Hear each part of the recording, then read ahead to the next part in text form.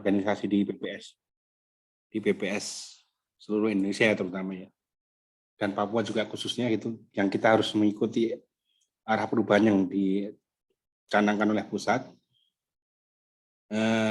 Pimpinan mengharapkan perubahan yang terjadi di pusat maupun di provinsi itu sampai juga ke teman-teman BPS Kabupaten Kota, bahkan juga seyogianya BPS Kabupaten Suaranya Kota. terputus ya? Terputus ya? Halo? Enggak, ya, Pak Tri, putus suaranya. Tuh kan, sudah dimatikan videonya masih putus-putus. Mohon dimaklumi Bapak Ibu sekalian ya. Jadi itu Bapak Ibu,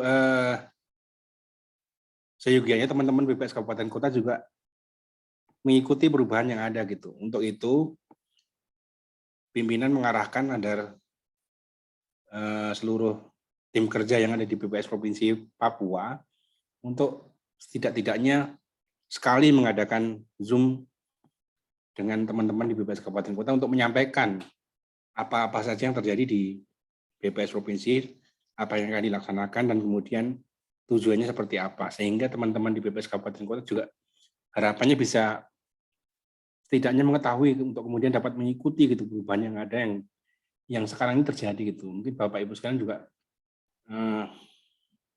sudah merasakan ya.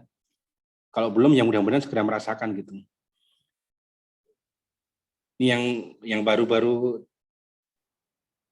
yang di provinsi aja harus dipaksa gitu untuk mengikuti. Jadi mau nggak mau nanti teman-teman di BPS Kabupaten Kota juga harus mengikuti perubahan yang ada. Contohnya untuk penilaian CKP ya, kan sekarang harus menggunakan KIPAP ya. Saya sendiri termasuk yang paling dikejar-kejar oleh tim dari kepegawaian ya. Jangan dijadikan contoh saya Pak ya. Nanti mencontohnya Mbak Dea aja. Janji kita itu yang nomor 1 tuh urusan KIPAP-nya itu. Itu KIPAP terus kemudian ada aplikasi BOS lagi ya yang agak menyulitkan untuk menjadi kendala untuk mencairkan perjalanan dinas maupun hal-hal lain yang terkait administrasi gitu ya. Hal-hal seperti itu diharapkan dapat dipahami oleh teman-teman di seluruh BPS Provinsi Papua termasuk BPS Kabupaten Kota tentunya, sehingga bisa mengikuti perubahan yang ada. Karena kalau kita tidak komunikasikan dengan baik, besar kemungkinan akan terjadi miskomunikasi dan malah menjadi penghambat terhadap kegiatan yang ada gitu. Dan itu tidak diharapkan terjadi oleh Ibu pimpinan. Makanya Ibu pimpinan mengarahkan agar seluruh tim kerja kalaupun tidak sering-sering minimal sekali mengadakan pertemuan untuk menyampaikan apa-apa yang akan dilakukan gitu, sehingga dapat menerima masukan barangkali atau saling berbagi ilmu sehingga dapat mencapai tujuan organisasi yang lebih baik gitu. Mungkin nanti Mbak Dea akan menyampaikan apa yang sudah dilaksanakan di provinsi dan akan dilaksanakan nanti, mungkin menyangkut juga teman-teman BPS Kabupaten Kota juga. Barangkali nanti juga akan ada kompetisi barangkali ya, mungkin ya, atau belum sampai ke sana, nanti mungkin di pertemuan berikutnya Pak, Bapak Ibu sekalian. Mungkin itu pesan dari Ibu, yaitu kita semua harus siap dengan perubahan yang terjadi, dan untuk mencapai tujuan organisasi yang lebih baik, kita harus selalu melakukan komunikasi dengan berbagai pihak, baik antara di dalam organisasi kita sendiri maupun dengan organisasi di tingkat lain, di tempat lain, secara vertikal maupun secara horizontal. Mungkin itu saja Bapak Ibu sekalian. Terima kasih atas perhatiannya. Saya kembalikan waktu ke Mbak Warni. Semoga diskusi ini, penyampaian ini dapat membuahkan hasil yang menggembirakan buat kita semua. Terima kasih Mbak Warni. Terima kasih banyak Pak Tri untuk sambutan maupun arahan yang diberikan kepada kami di pagi hari ini. Selanjutnya materi akan dibawakan oleh Ketua CHAN kita, Ibu Windia Fajri Wunita. Kepada Ibu Windia disilahkan. Baik, terima kasih Mbak Marni. Selamat pagi. Yang kami hormati seluruh Ketua Tim BPS Provinsi Papua, yang kami hormati Kepala BPS Kabupaten Kota se-Provinsi Papua, dan seluruh Change Ambassador yang berkenan hadir pada hari ini. pada kesempatan ini mungkin sesuai dengan arahan dari Pak Tri bahwa seluruh ketua tim itu harus membuat rapat kepada seluruh kabupaten kota gitu. Tujuannya mungkin kita menyamakan persepsi terkait dengan kegiatan yang akan dilaksanakan di tahun 2023. Mohon izin untuk share screen terlebih dahulu. Baik. Mungkin perkenalkan dulu ya Bapak Ibu semuanya. Masih banyak mungkin yang belum kenal dengan saya. Perkenalkan, nama saya Windia Fajri Bonita. Biasa saya dipanggil dengan Dea atau Mbak Windia juga boleh. Nah, saat ini saya diamanahi oleh Ibu Adri untuk menjadi Ketua Tim Reformasi Birokrasi dan juga Ketua Tim Pojok Statistik.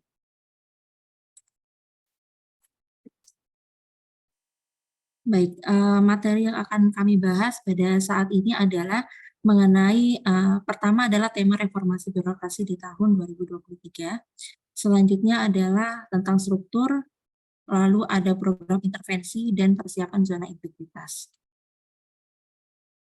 Mungkin kami mengingatkan terlebih dahulu bahwa pada saat apel perdana di BPS, Kepala BPS RI menetapkan tema untuk reformasi birokrasi di tahun 2023, yaitu kolaborasi mewujudkan statistik berkualitas untuk mewujudkan Indonesia maju. Nah, oleh karena itu sesuai dengan temanya, maka nanti arah dari reformasi birokrasi ini akan menuju ke tema tersebut. Maka awalnya bahwa BPS ini lebih ke arah data provision oriented, tapi sekarang lebih ke data service oriented. Jadi kita tuh sebenarnya dari BPS cukup berbangga hati karena BPS ini sudah tidak diragukan lagi dalam menghasilkan official statistik. Nah, maka nanti akan ada beberapa hal yang bisa dipertahankan seperti memiliki standar kualitas yang tinggi, terus ada transparansi dalam metodologi dan asumsi yang digunakan. Nah, oleh karena itu nanti untuk saat ini dari data provision oriented nanti kita akan berubah menjadi data service oriented gitu. Nah, arahnya nanti data yang digunakan itu lebih untuk pengambilan keputusan. Nah, bagaimana caranya? Jadi kita tuh harus menyediakan data yang mudah dipahami dan juga mudah diinterpretasikan, sehingga nanti lebih arahnya menuju ke arah kebijakan. Nah, selanjutnya untuk data service oriented ini ada 3 yang yang perlu kita implementasikan, bahwa yang pertama adalah menyediakan data statistik sesuai dengan kebutuhan. Jadi untuk sebelumnya bukan hanya menyediakan data sesuai dengan apa yang kita inginkan, tetapi sesuai dengan kebutuhan data dari stakeholder.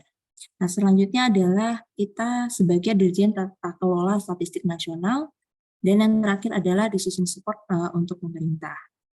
Nah, selanjutnya mungkin itu singkat saja mengenai tema reformasi birokrasi yang bisa saya sampaikan. Selanjutnya adalah tentang struktur reformasi birokrasi. Nah, karena tadi disampaikan sama Pak Tri terkait dengan KIPAP juga ya.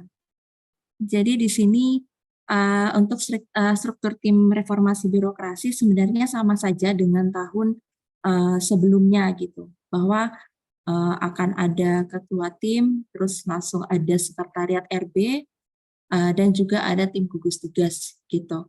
Nah, untuk BPS provinsi sendiri, kita tentu saja untuk Kepala BPS Provinsi ini sebagai penanggung jawab dan juga sebagai pengarah seperti itu. Dan ketuanya adalah kalau Provinsi Papua, CC, terus untuk tim gugus tugas ini ada terdiri dari 7 orang.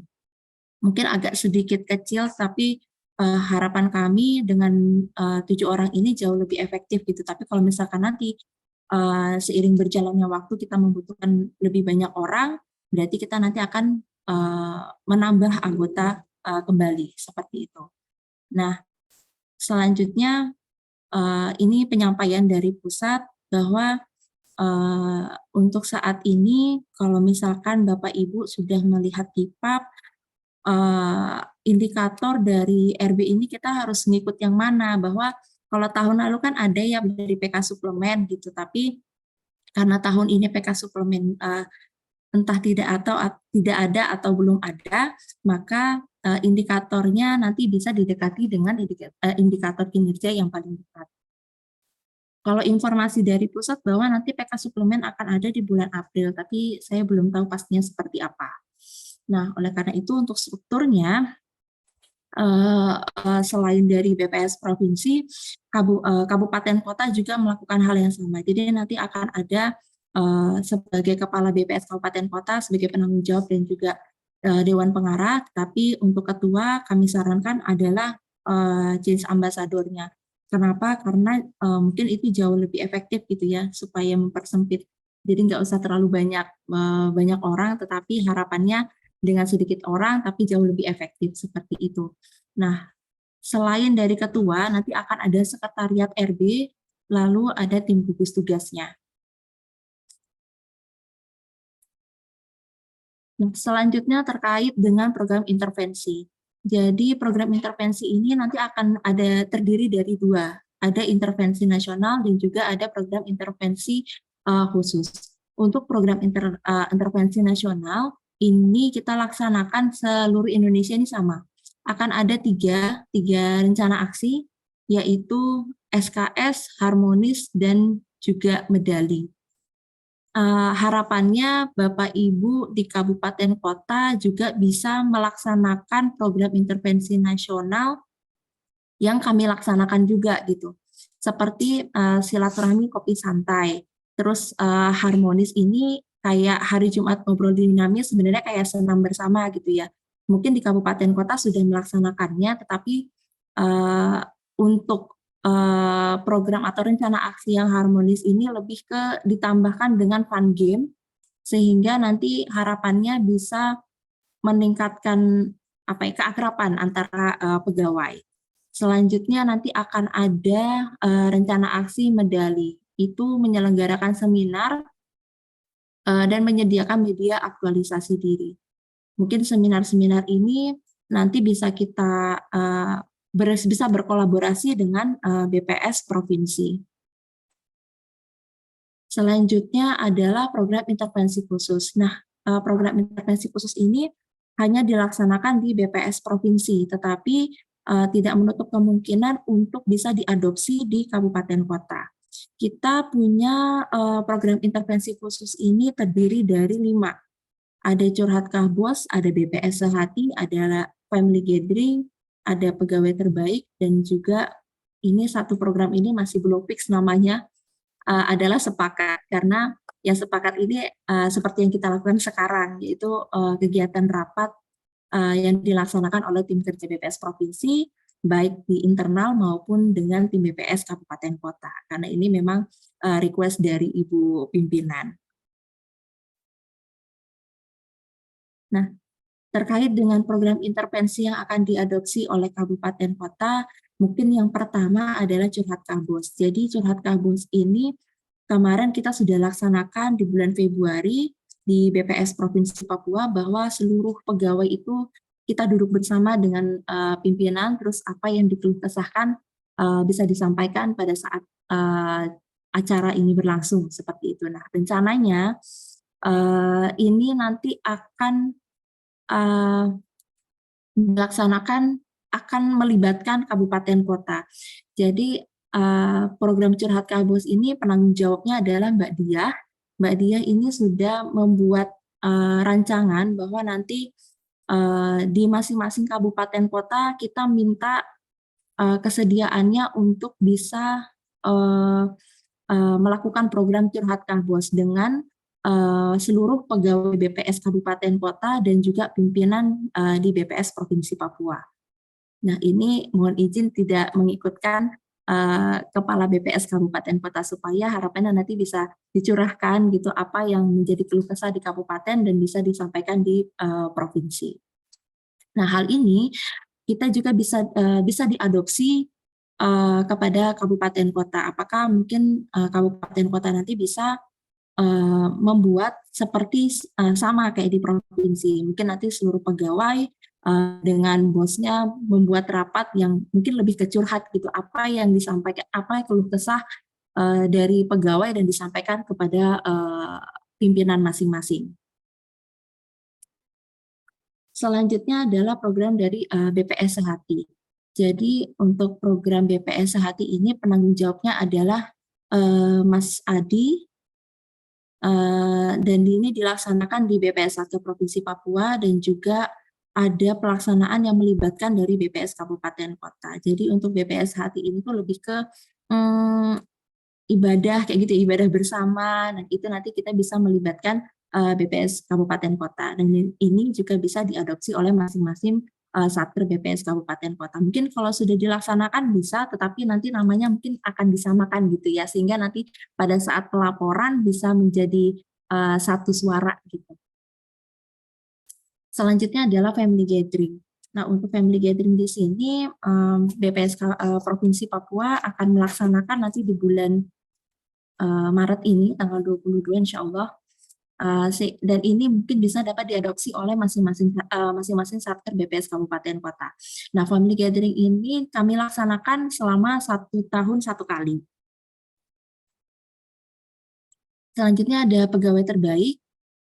Untuk pegawai terbaik, penanggung jawabnya ada Mbak Sumarni, di mana pelaksanaannya nanti kita memilihnya setahun sekali, dan puncaknya nanti pada saat HSN.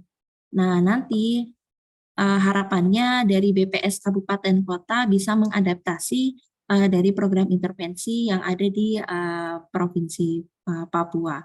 Mungkin untuk program intervensi yang lain, misalkan Kabupaten Kota ada program yang baru, kami persilahkan untuk membuat program tersebut, dan jangan lupa untuk membuat laporannya seperti itu. Untuk sepakat, ini juga adalah rapat-rapat yang dilaksanakan di BPS Provinsi Papua maupun internal ataupun dengan BPS Kabupaten Kota. Selanjutnya, tadi sudah membahas mengenai program intervensi, baik intervensi nasional maupun intervensi khusus. Yang berikutnya adalah mengenai zona integritas.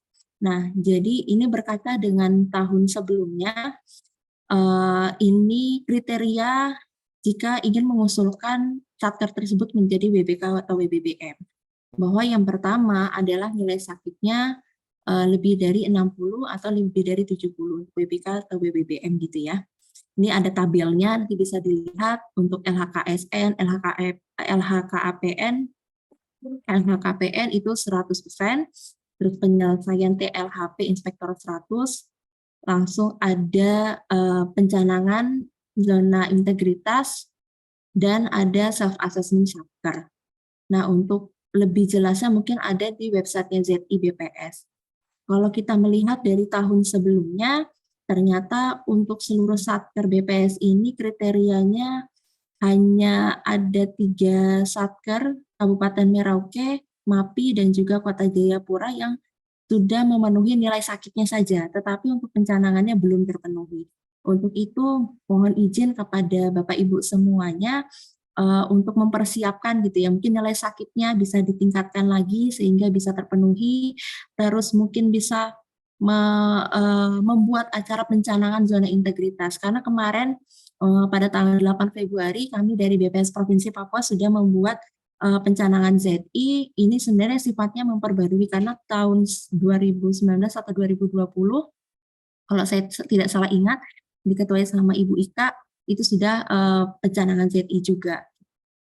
Nah, untuk nilai self-assessment nanti akan ada beberapa laporannya itu banyak banget, jadi ada banyak dokumentasi yang harus disiapkan.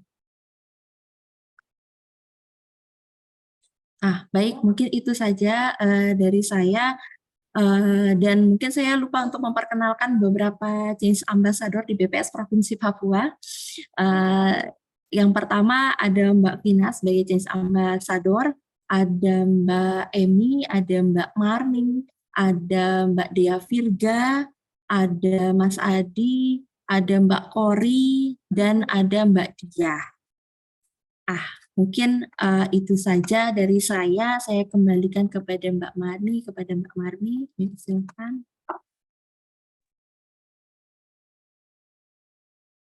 Terima kasih Mbak Dea untuk materi yang sudah disajikan tadi.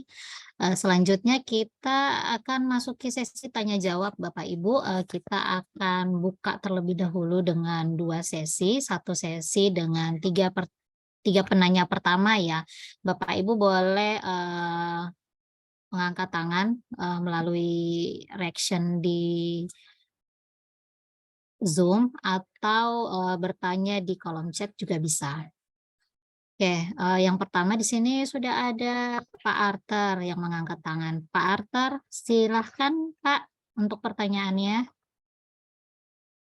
Boleh juga masukkan saran untuk perbaikan ke depan ya Bapak Ibu. Baik. Assalamualaikum warahmatullahi wabarakatuh. Shalom, salam sejahtera untuk kita semua. Yang saya hormati Pak FPDS yang pagi ini telah membuka, Pak Tri yang saya hormati, Bapak Ibu yang terpilih sebagai CEN, dan yang saya hormati dan saya banggakan Bapak Ibu Kepala BPS Kabupaten Kota yang hadir dan semua peserta Zoom di pagi hari ini. Cukup bagus materi yang disampaikan dan tercerahkan. Ada beberapa pertanyaan mungkin nanti kalau dilihat sebagai pertanyaan bisa dijawab, kalau sebagai saran mungkin bisa ditampung, begitu ya. Terkait dengan yang pertama itu terkait dengan sharing knowledge yang tadi disampaikan. Ya, artinya ada di tim-tim di kabupaten juga yang mungkin lakukan gitu ya. Mungkin seperti kami sekarang ini kan menjelang ST gitu ya. Kamis ST, nanti sesudah ST selesai, apakah masih ada Kamis ST lagi atau tidak, kan gitu satu. Yang kedua, mungkin Jumat bersih-bersih itu diganti dengan Jumat ST juga. Nah, setelah selesai ST, apakah masih ada lagi gitu, kayak gitu kan? Terus yang berikut, apa yang disampaikan terkait dengan zona integritas. Nah, zona integritas itu kan terkait dengan nilai sakit yang diperoleh. Nah, tidak semua satker di BPS Kabupaten Kota se-Provinsi Papua yang punya nilai sakit itu sama gitu, di atas standar minimal. Kemarin itu penetapan PK 2022 kan 65.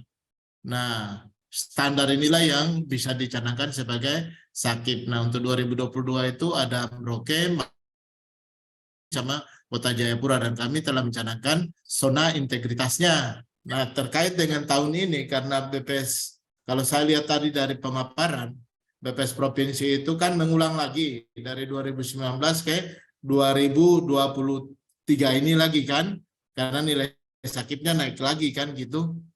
Nah, terkait dengan itu, kira-kira langkah-langkah apa yang harus dipersiapkan? Karena tadi saya dengar ada materi-materinya yang harus disiapkan supaya kita tidak mengulang nilai sakit, terus kemudian nilai sakit bisa ditingkatkan, bahkan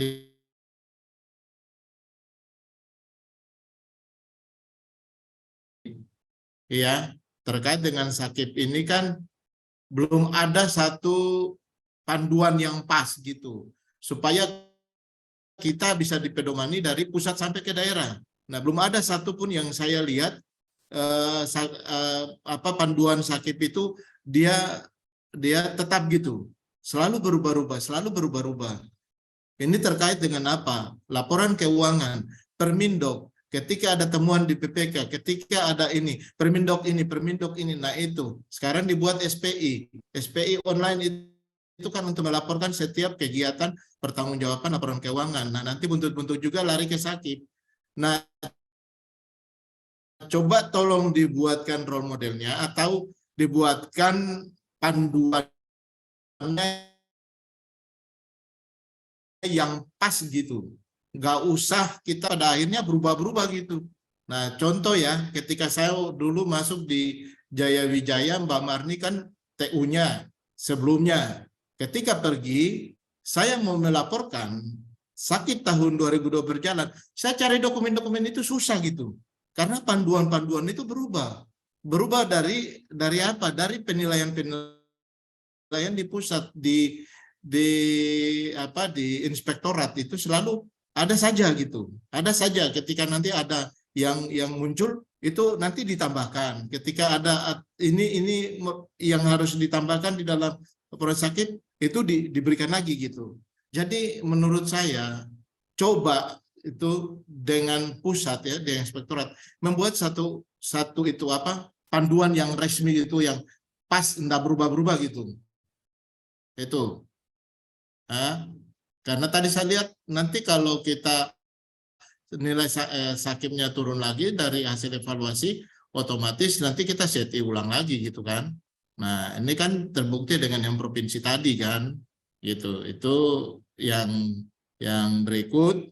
Mungkin nanti setelah ini, saya senang kalau selalu ada Zoom, ada sharing knowledge, saya senang.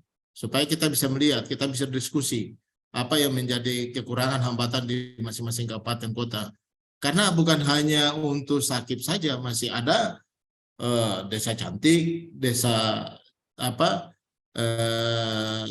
cinta statistik itu harus kita benahi. Apakah hanya satu desa? Kan enggak. Satu aja jadi contoh, terus selanjutnya nanti kita akan buat lagi gitu. Jadi masih ada banyak-banyak pekerjaan di tengah-tengah kesibukan-kesibukan kita di kabupaten kota untuk menyelesaikan setiap permasalahan atau kegiatan yang ada. Pekerjaan-pekerjaan rutin kita saja sudah menyita waktu. Belum lagi ditambah dengan kita menghadapi sensus nanti. Sensus pertanian ini kan kita harus bagaimana caranya supaya bisa keberlangsungan kita itu ada gitu kan. Mungkin untuk sementara begitu, sambil kita diskusi nanti bisa kita ada yang berkembang mungkin saya bisa tanyakan. Demikian host, saya kembalikan waktunya. Terima kasih. Terima kasih Pak Arthur. Ya, 2 penanya lagi. Bapak Ibu disilahkan.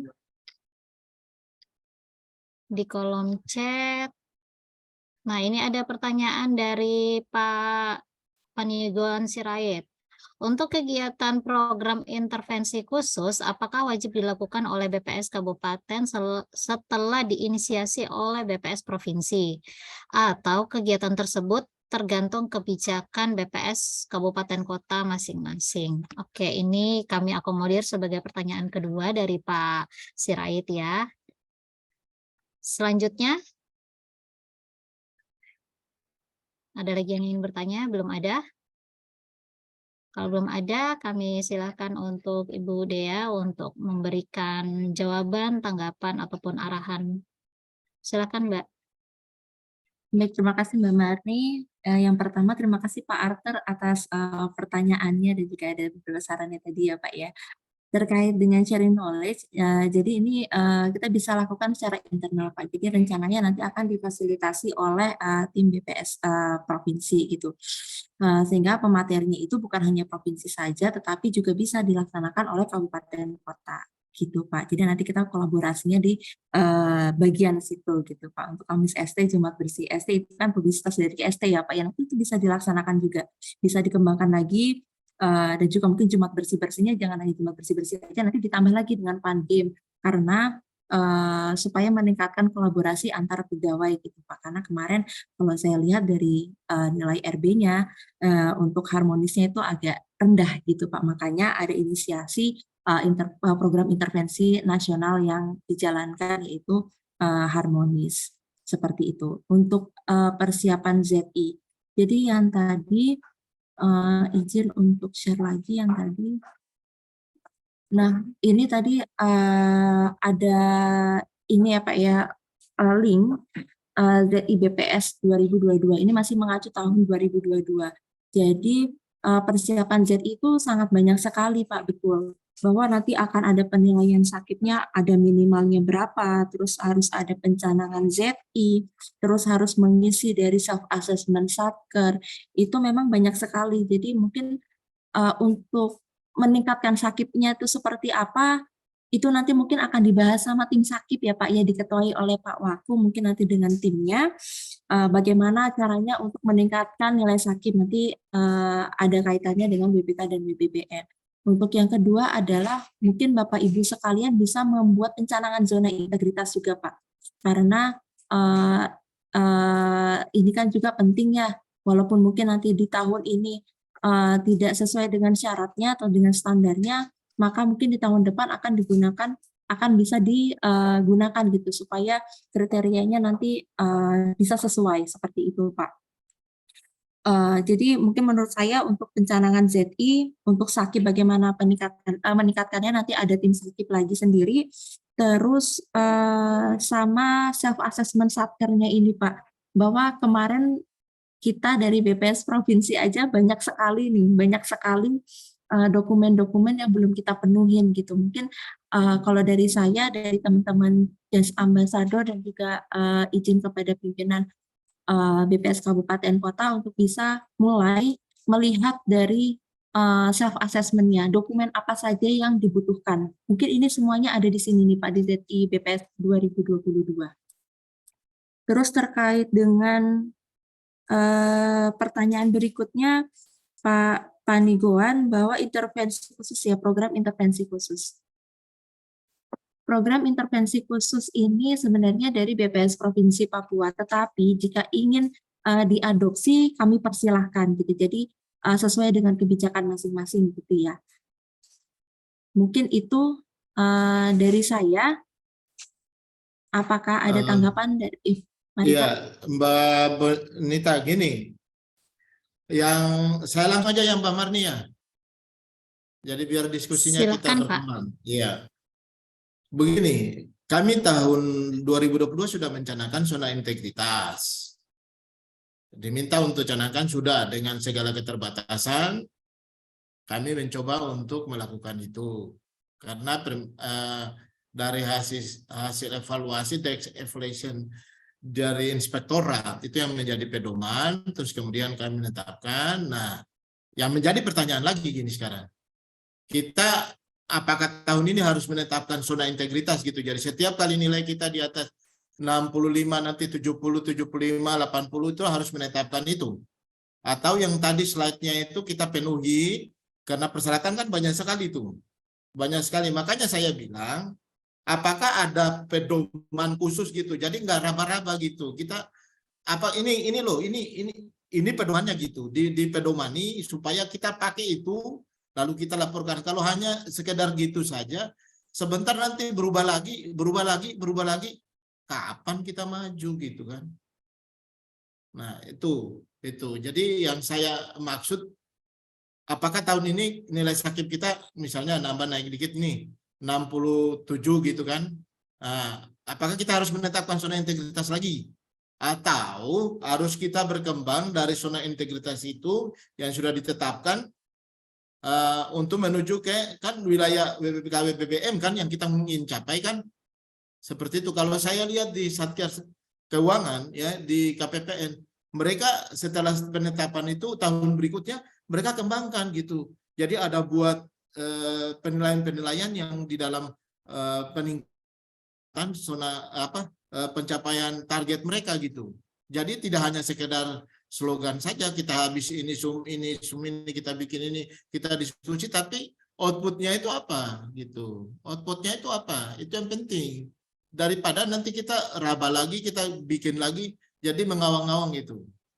Jadi maksud saya harus ada satu pedoman yang pas yang kita pakai sehingga tidak selalu berubah-berubah gitu ya. Karena pengalaman yang saya dapat seperti itu. Hasil desk evaluation yang keluar di Sakip, terus kemudian kita ada yang bisa dipenuhi, ada yang tidak, terus kemudian kita penetapan zona integritas, itu berkembangkan sesuai dengan kondisi di masing-masing satker gitu. Jadi itu dulu, terima kasih. Waktu saya kembalikan, mungkin masih ada lagi yang lain. Izin Mbak Marni langsung ya Mbak Marni ya. Jadi kalau untuk pencanangan ZI Pak Arter mungkin kalau misalkan tahun lalu sudah berarti nggak perlu dulu ya Pak. Sejujurnya nih sebenarnya kita juga masih meraba-raba nih Pak. Mana sih sebenarnya yang pas itu seperti apa gitu. Karena kan dari perubahan Menpan juga kan selalu berubah gitu ya Pak ya. Tetapi kalau mau lihat dari teman-teman dari Sorong, mereka memang setiap tahunnya tuh melakukan pencanangan zona integritas gitu Pak. Tapi untuk sekarang, kalau untuk saya lebih baik mungkin langsung maju lagi Pak, benar kayak kata Pak Ater bahwa harus membuat melengkapi yang self assessment yang tadi ya Pak ya di link tadi. Jadi itu banyak banget, banyak sekali dokumen-dokumen ya Pak. Kalau untuk pencanangan zona integritas kan kalau saya lihat kriterianya memang dari tahun sebelumnya gitu ya Pak ya. Jadi kalau tahun sebelumnya sudah ada, berarti Pak Artet selanjutnya langsung aja menuju ke form yang assessment, self assessment tadi. Seperti itu Pak Artet. Semoga ini menjawab ya Pak ya. Tapi kalau misalkan memang belum, nanti kita bisa diskusi juga sih Pak. Mbak Anita, memang kalau mau jawaban yang sempurna itu ya kita gini ya, coba provinsi itu cari yang pas gitu, lalu kita pedomani ini loh gitu. Jadi yang sudah kan tahun lalu itu sudah ada Kota Jayapura, Merauke dan MAPI buat. Nah, untuk 3 ini dulu gitu kan kita jadikan sebagai role modelnya gitu. Jadi nanti panduannya dengan dari tim pusat gitu kan, supaya kita bisa maju gitu, bisa jangan menetapkan terus kapan kita jadi selesai ke RB-nya begitu. Itu saja mungkin tambahan. Terima kasih karena Pak Oce sudah angkat tangan juga. Saya mundur dulu. Mungkin siapa tahu ada yang berkembang lagi. Terima kasih. Waktu saya kembalikan.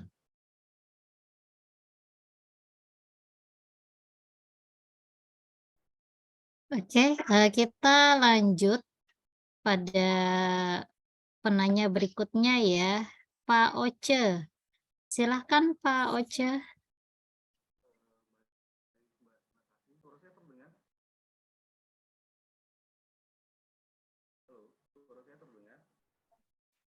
Suaranya belum terdengar Pak, izin.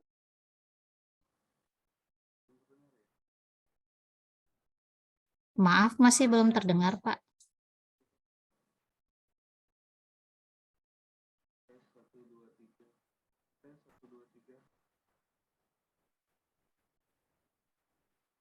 Masih belum terdengar Pak, mohon maaf.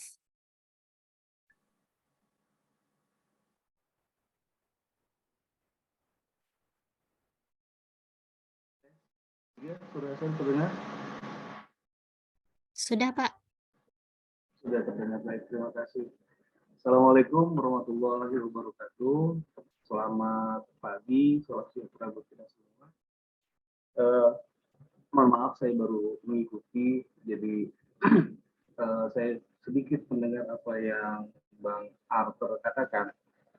Cuman saya sedikit kurang setuju ya dengan Bang Arthur. Soalnya yang saya tahu, kebetulan saya baru selesai ikut ILBT kemarin. Rupanya yang namanya zona integritas itu baik itu WBKWBM menjadi suatu keharusan untuk semua institusi. Memang idealnya kita melihat contoh yang sudah berjalan dulu ya seperti 3 kabupaten tersebut sampai dengan final. Tapi kalau kita menunggu kemudian kita belajar sama yang sudah, itu prosesnya lama. Mungkin lebih baik untuk kabupaten lain termasuk Timika juga mencoba pencanangannya dulu. Jadi learning by doing, jadi waktunya tidak habis untuk menunggu. Dan saya paham sekali bahwa pekerjaan kita sangat-sangat banyak di sini.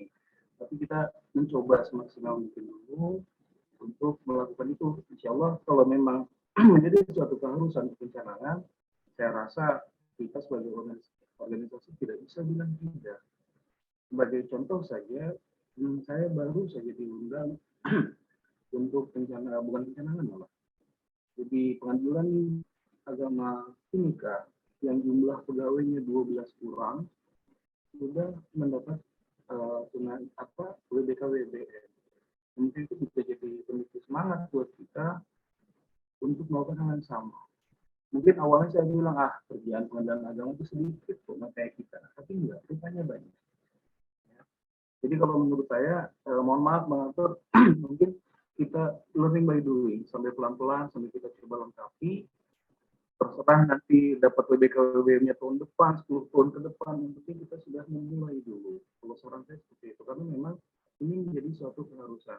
Nah, dari kegiatan yang kemarin, itu kami diberitahu oleh Pak Adko, Pak Seksama, bahwa memang rencana WBK-WBM, rencana menaikkan merit system dari level 3 ke level 2 dan yang lain-lain itu tujuannya nanti pada suatu saat kita sebetulnya. Saya tahu tekanan pekerjaan ini begitu membombardir kita ya, teman-teman baik janjian masuk rumah sakit kena malaria segala macam. Saya tahu. Mungkin kita tidak memaksakan, tapi kita mencoba. Itu saran saya sih kalau untuk dari provinsi kita.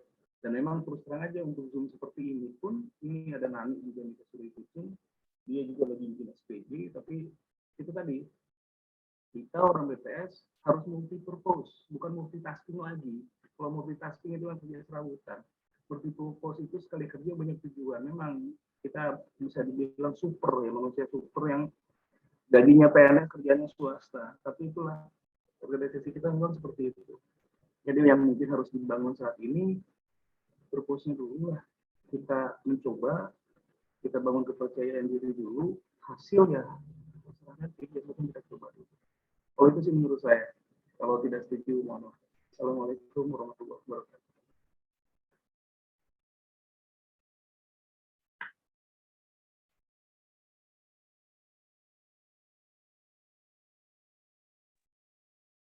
Mbak Mati, apakah langsung? Ya, langsung saja Mbak Dea, silahkan.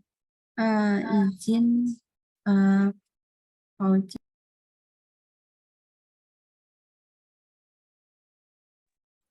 Izin Pak Oce, saya setuju sama Pak Oce ya, ini learning by doing gitu.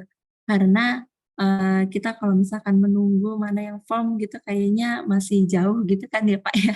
Jadi memang kita menurut saya juga sama kayak Pak Oce gitu. Kita juga di BPS Provinsi juga, karena tadi yang saya bilang Pak, kayaknya ini kalau misalkan mau tahu yang formnya seperti apa, kita nggak bisa juga gitu, karena Menpan RB pun juga mereka mengalami banyak perubahan juga gitu. Makanya kita harus mengikuti apa yang dimau oleh Menpan RB dan apa dokumen-dokumen apa yang harus kita siapkan seperti itu.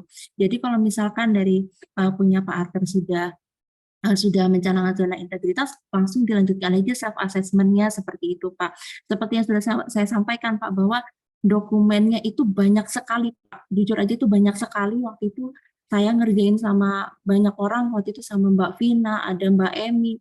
Kita ngerjain itu sampai berapa lama ya? Semingguan lebih ya Mbak Vina ya. Kita semingguan lebih aja itu masih kurang gitu. Kita punya review aja masih banyak yang kurang. Jadi masih menurut saya mulai aja Pak, mulai aja untuk mencoba mengisi dokumen-dokumen self assessment yang tadi saya sudah sampaikan linknya, dicoba. Terus setelah itu kalau misalkan kabupaten kota yang belum melaksanakan pencanangan zona integritas, izin untuk melaksanakan aja. Terus misalkan nilai sakitnya yang belum, nanti izin Mbak Marni, mungkin tim umum yang mungkin lebih paham bagaimana caranya meningkatkan nilai sakit itu. Dan mungkin Pak Oce juga bisa nanti menjadi ini ya Pak ya, narasumber Pak, begitu Pak. Untuk sharing knowledge Pak. Baik, Mbak, mungkin ada sedikit tambahan dari saya kalau boleh. Jadi selain kita memang harus siap, ini juga note buat provinsi, untuk mencapai sakit yang baik, untuk segala macamnya itu, kami memang perlu pendampingan, bukan pemeriksaan, bukan monitoring untuk ini ya, untuk yang kegiatan ini. Jadi kami memang perlu didampingi untuk diberitahukan bagaimana caranya mencapai BPK-BPTM gitu.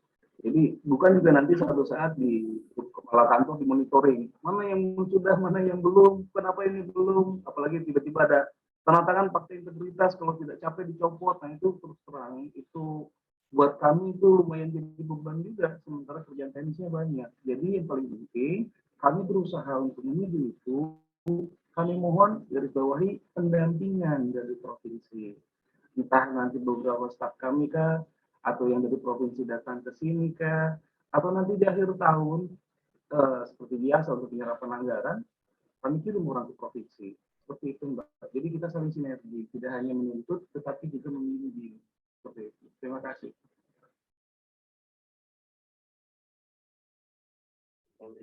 Ya, baik, Mbak Dea, masih ditanggapi pertanyaan dari Pak Oce? Enggak. Kalau tidak, Mbak Madi izin kalau misalkan ya. untuk pendampingan ya, balik lagi Pak, bahwa Mbak, Aku boleh ini sih kalau mau. Oh, sorry.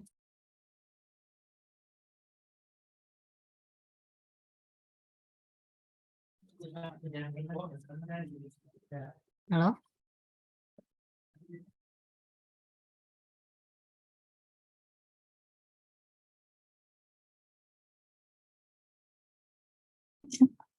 Mohon maaf ya, Mbak Dea, salah pencet.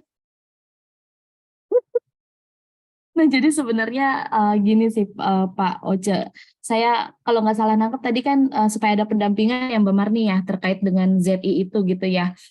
Nah, mungkin kita nanti nggak bisa nih kayak pendampingan intensif banget, tapi kalau mau kita kerjain sama-sama gitu. Jadi kita maju bareng-bareng gitu ya. Jadi misalnya nanti kami sih saya pengennya mendorong Mbak Dea gitu ya untuk mendorong teman-teman di CHAN itu untuk melakukan kompilasi dulu deh, dokumentasi apa sih yang dibutuhkan nanti dalam bentuk Excel, yang kemudian Excelnya itu nanti akan kita kirimkan gitu nanti di kabupaten kota.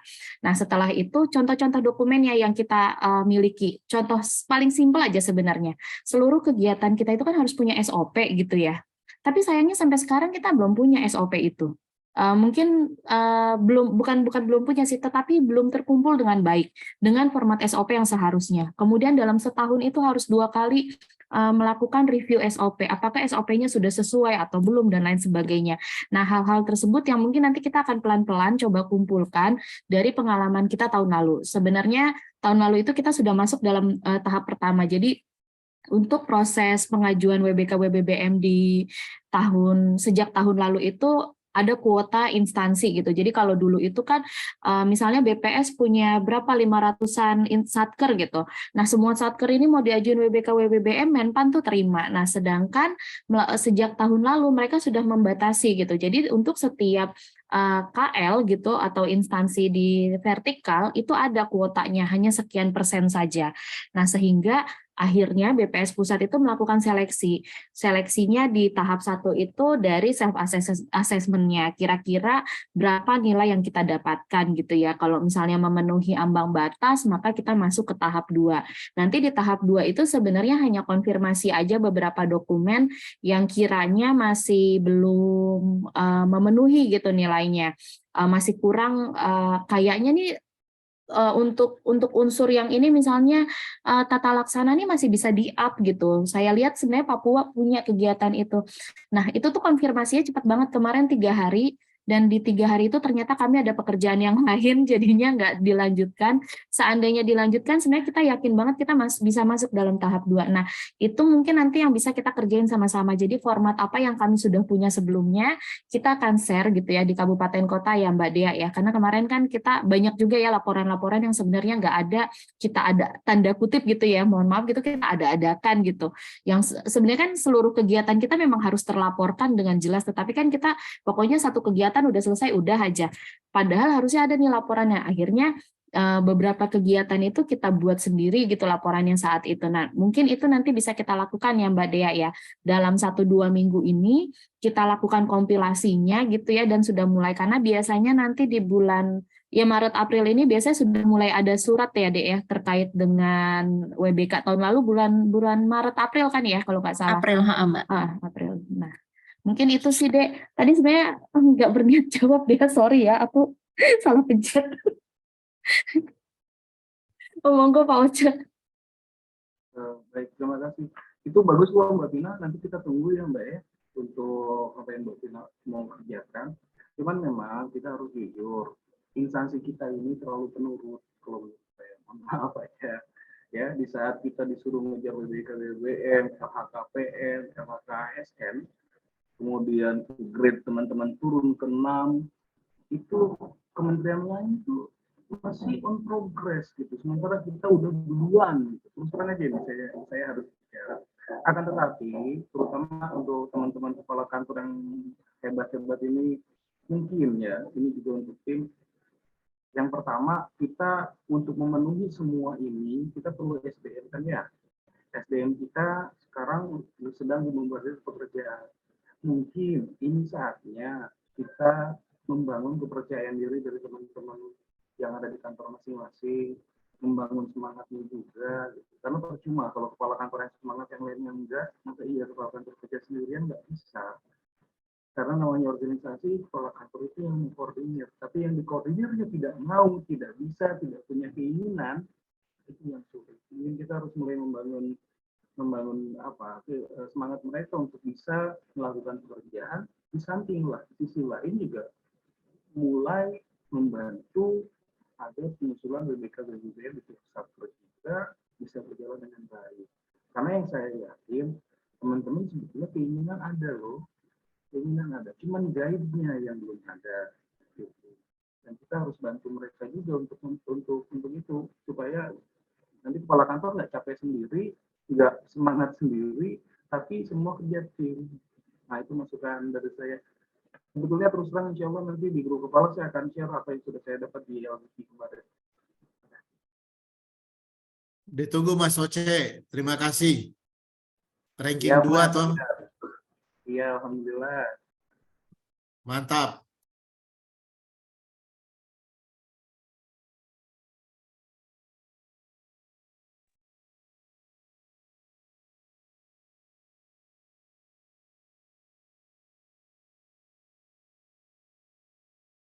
Baik, kita lanjut lagi. Apa masih ada yang ingin ditanyakan, Bapak Ibu? Mbak Marni, bisa sedikit Ya. Kak di luar ini, kebetulan Mbak Marni yang hostnya, jadi terkait dengan teman-teman yang turun level ini bagaimana ya? Coba bikin dia pun sungkas supaya jelaskan. Kami itu kepala itu nggak enak sebenarnya. Teman-teman itu mereka PJ penanggung jawab yang sudah di luar apa ya, sebenarnya itu sudah curhatan bos, tapi coba nanti supaya bisa undang mereka semua dalam satu Zoom jelaskan. Padahal mereka penanggung jawab kegiatan loh gitu. Ketua-ketua tim gitu kan, padahal mereka grade-nya levelnya turun ke 6 karena aturan. Jadi tadi Pak Oce bilang itu benar sekali gitu. Terima kasih, hanya tambahan.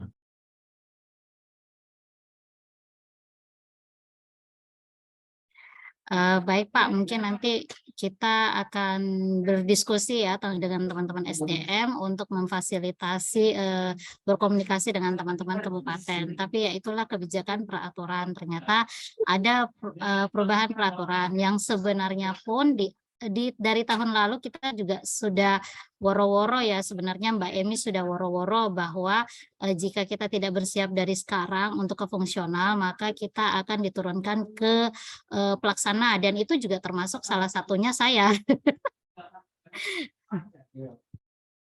Iya, maksudnya undanglah mereka dalam satu Zoom dalam waktu dekat, jelaskan mereka, karena kan ini menyangkut dengan apa ya, pendapatan. Mungkin nambahkan Pak ya, Pak Arthur, saya Ya, nambahkan.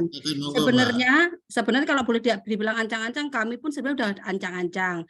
Surat terkait Zoom, informasi terkait Zoom itu sudah kita sampaikan di grup TU, dan kita istilahnya biarkan mereka mendengar langsung dari pusat. Bahkan kita sudah sampaikan seperti itu, tapi ternyata sepertinya mungkin abai gitu, entah dengan kesibukan atau abai, nggak tahu ternyata ini apa namanya efeknya telak kayak begini ya. Nah, dari awal pun sebelum Desember itu saya sudah sampaikan, bulan November kalau tidak salah, sudah ada surat bahwa kita semua turun ke grade 6. Di level TU pun sudah saya sampaikan, tolong disampaikan pelan-pelan ke mereka sebelum surat dari pusat ada, karena kita sudah dapat soundingnya kan Pak.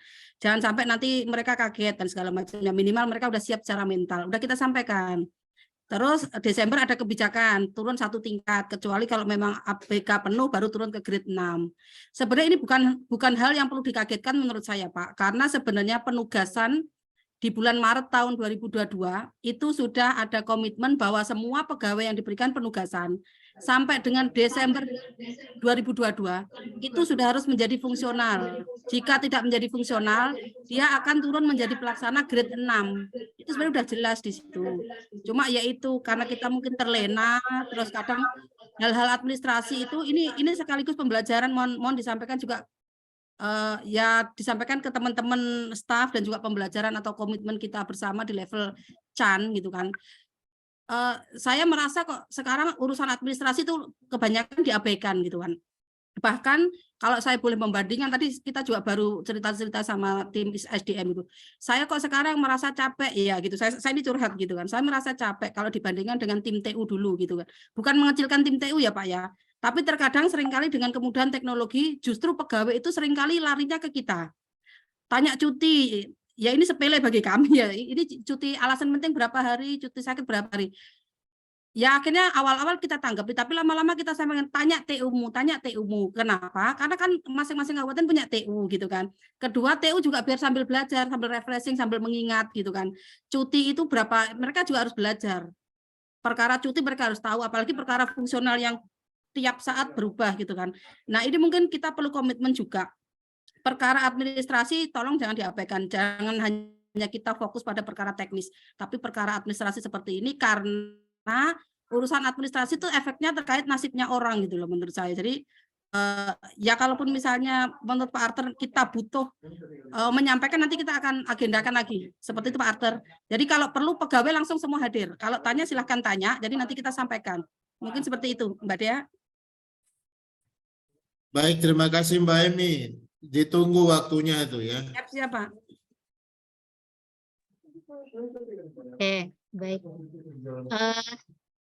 Pak Oce, masih ada yang ingin ditanyakan? Ya mungkin Mbak, sedikit aja. Kemarin itu saya sempat komunikasi dengan teman di Kemenpan RB, mungkin Mbak Emi kenal, Mas Semi, untuk bagian wilayah Indonesia Timur. Ada masukan katanya harus saya terutama untuk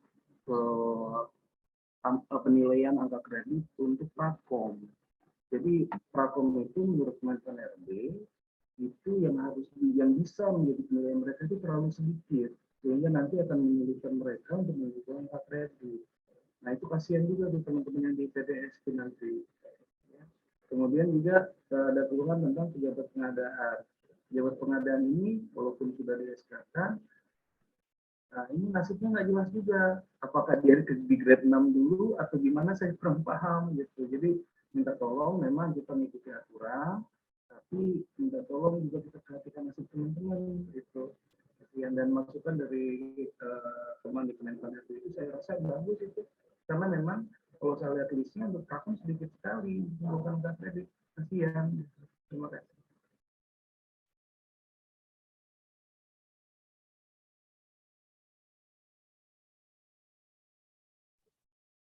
Oke, Mbak Emi.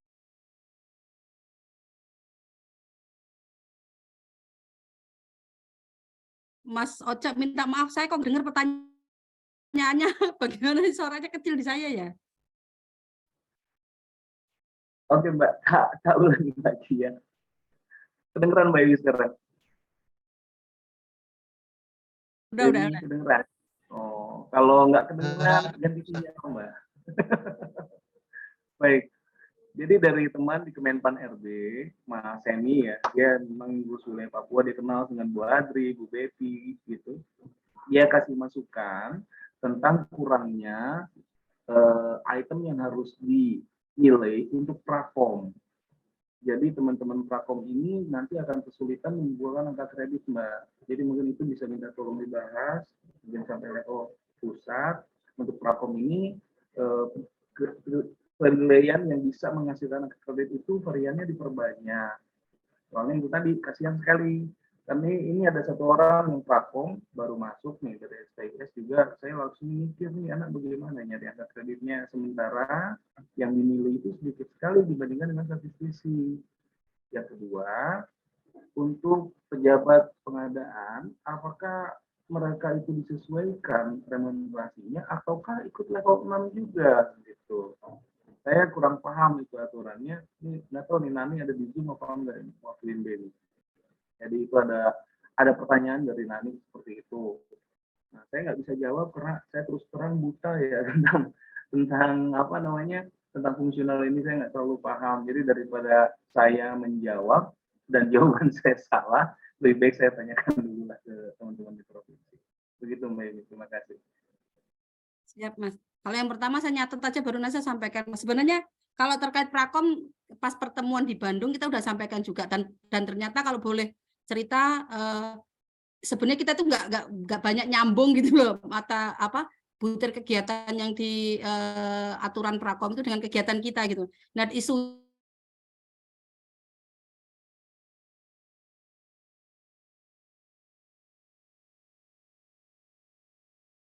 Mbak Emi suaranya nggak ada, Mbak.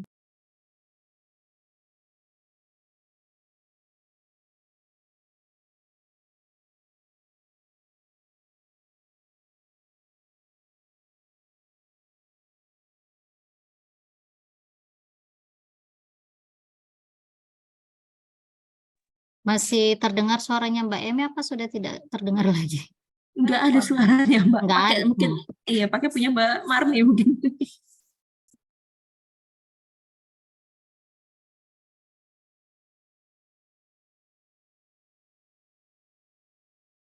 Udah dengar? Cek suara saya. Oh, udah. Ya minta maaf. Jadi kalau yang pertama nanti pasti kita akan sampaikan karena ini terkait nasibnya pegawai juga, pegawai bekerja tetapi ternyata nggak bisa dinilai gitu. Tapi kan kalau yang sekarang sebenarnya lebih enak Mas Oce. Sebenarnya kalau tadi malam saya juga curhat-curhatan sama orang pusat gitu, SDM pusat, cerita-cerita ke depan itu seperti apa sih dengan adanya tidak adanya dupak gitu kan. Nah ternyata mereka bilang ternyata kemungkinan lebih luas. Mereka juga masih ini ya karena mereka juga masih meraba-raba karena apa namanya kebijakan-kebijakan itu yang dari Menpan itu ternyata memang sifatnya kadang-kadang kayak cepat gitu, mendadak dan cepat gitu. Nah, kalau kita boleh meraba-raba dengan tidak adanya dupak per 2023 ini bisa jadi kan penilaian kan di atas ekspektasi, sesuai ekspektasi dan di bawah ekspektasi, cuma gitu aja.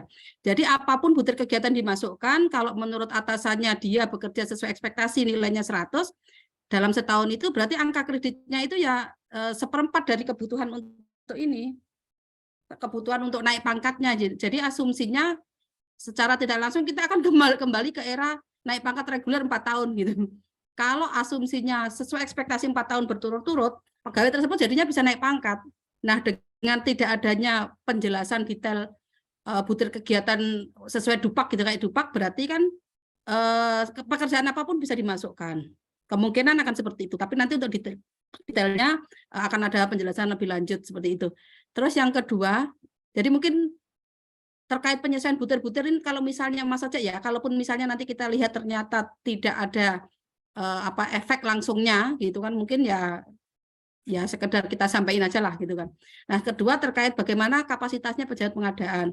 Pejabat pengadaan kalau di level kabupaten karena tidak ada ABK-nya, bahkan di provinsi itu ABK-nya itu kan ikut pusat gitu kan. Tapi ada unitnya kalau di provinsi. Jadi mau nggak mau ada lah gitu kan. Apa namanya untuk grade-nya. Tapi untuk di kabupaten pejabat pengadaan itu levelnya hanya kayak kerjaan tambahan sehingga untuk penugasannya pun kita tidak bisa penugasan apa namanya pejabat pengadaan karena di ABK-nya nggak ada. Jadi pejabat pengadaan ya kita alihkan ke toh juga pejabat pengadaan kan nggak mungkin kabupaten berdiri sendiri Mas ya hanya ngerjakan pejabat pengadaan. Pasti dia di TU atau dimanapun istilahnya di teknis kerjaan utamanya kan bukan pejabat pengadaan. Pejabat pengadaan itu hanya kayak kerjaan sampingan atau tambahan gitu. Jadi ya penugasannya yang utama tadi dia di mana posisinya misalnya statistisi ya statistisi. Kalaupun dia belum statistisi ternyata sesuai penilaian dia masuknya ke tadi yang pengolah data ya kita masukkan pengolah data. Pengolah data itu adalah apa pegawai yang secara kompetensi misalnya dari pendidikan itu tidak istilahnya tidak bisa kita masukkan atau karena ABK udah penuh gitu kan. Itu tidak bisa kita masukkan ke statistisi, tidak bisa kita masukkan ke misalnya BMN apa segala macamnya ya sudah masuknya ke pengolah data ya mohon maaf ini sebelumnya kasarnya pengolah data itu kayak ya ranjang terakhir gitulah kalau misalnya ABK penuh tapi pegawainya masih ada tersisa mau nggak mau ya kita masukkan ke itu apa ke pengolah data mungkin seperti itu Mas Oce.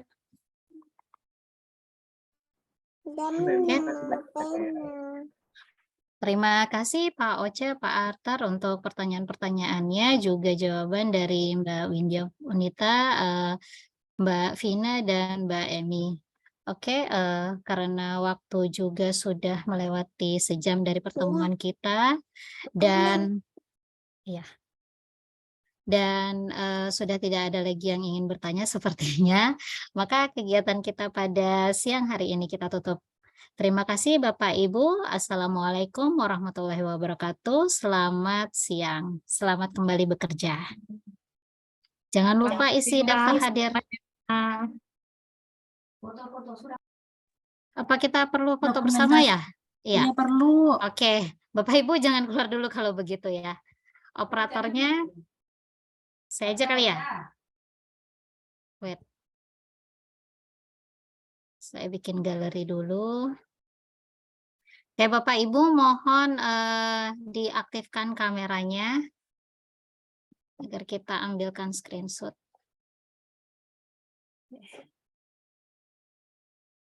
Oke. Di sini ada 2 halaman ya. Halaman pertama CIS 1, 2, 3. Oke. Wait. Lalu halaman kedua 1, 2, 3. Terima kasih banyak Bapak Ibu untuk kehadirannya pada kegiatan kita pagi hari ini. Silahkan sudah bisa meninggalkan ruang Zoom ya Bapak Ibu. Sama-sama. Terima kasih. Sama-sama. Terima kasih semuanya. Izin live ya Pak Marni, terima kasih. Iya Ditunggu Pak, ya silakan. kegiatan berikutnya. Terima kasih Mbak Marni. Ya. Iya Pak. Baik Pak Arthur. Oke, mana oleh-olehnya?